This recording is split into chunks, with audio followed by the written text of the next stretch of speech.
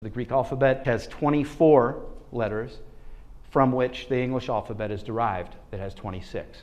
What I'm going to try to do is get across to you guys what the differences are between the English alphabet and the Greek alphabet and why that is important. So there's the Greek alphabet, and mainly because you might be familiar with the Greek system with fraternities and sororities, you might already recognize some of these uppercase Greek letters.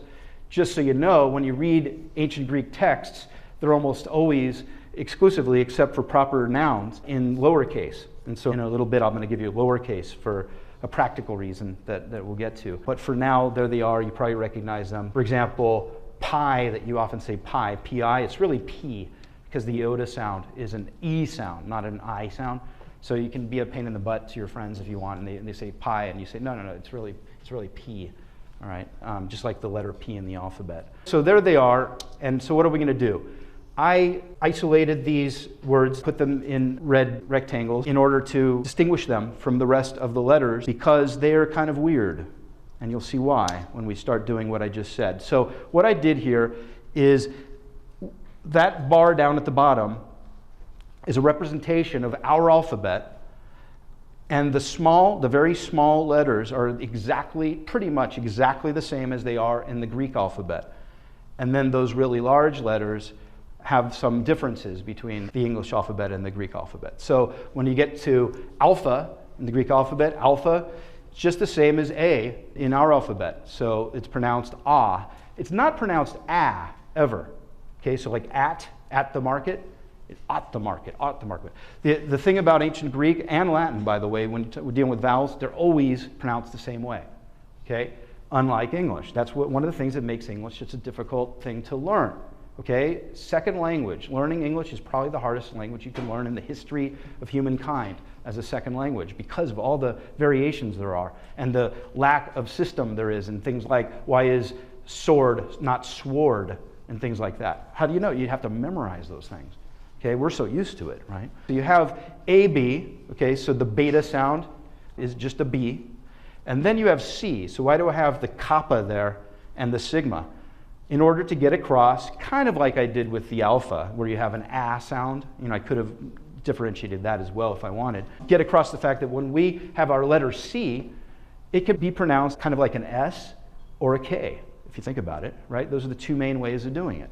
And so in order to, and this is kind of an interesting concept to kind of get across, in order to represent the two main sounds that we use when we use the letter C in English, you need two different Greek letters. Now, this is not to say that our alphabet's better or worse, it's just different. And there will be that kind of trade-off in the other direction as well.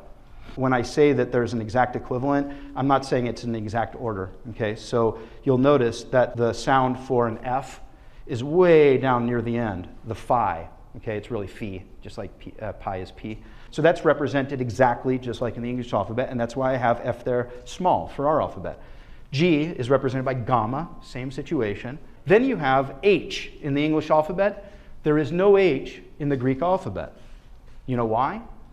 Because to make that h sound, not even h, because that was voiced, really that thing, okay, in H, that's an H, right?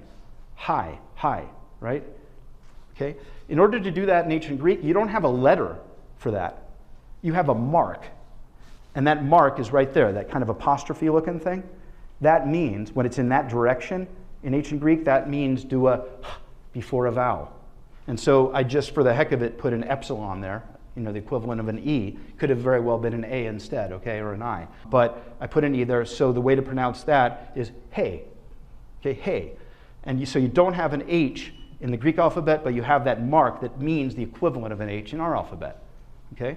Then you get to I, just the same, iota, or iota, and then I-J in our alphabet. There's no J in the Greek alphabet. You know why?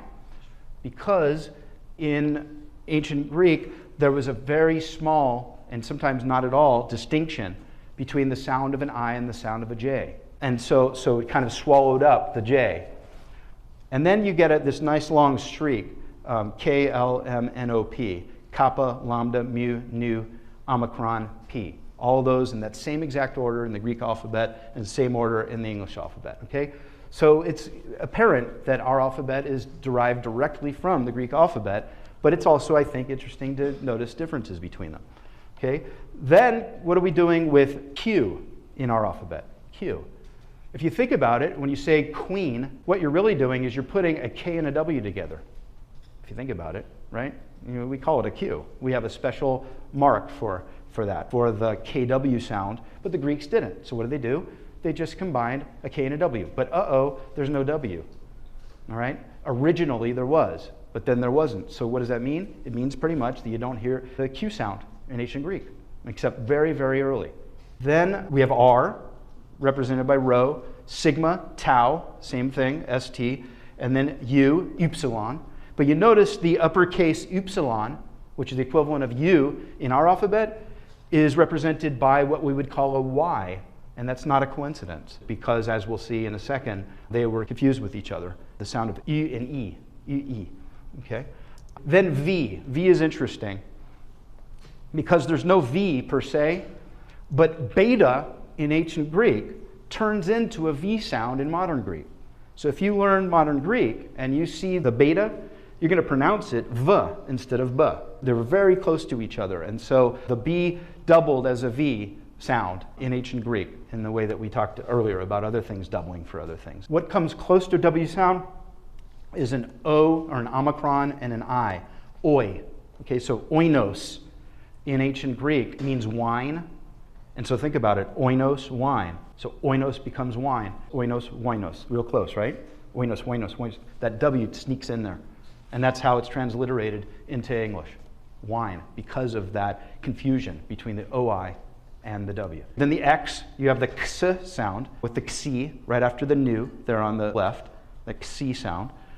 And then the Y sound I already talked about, doubles from the upsilon.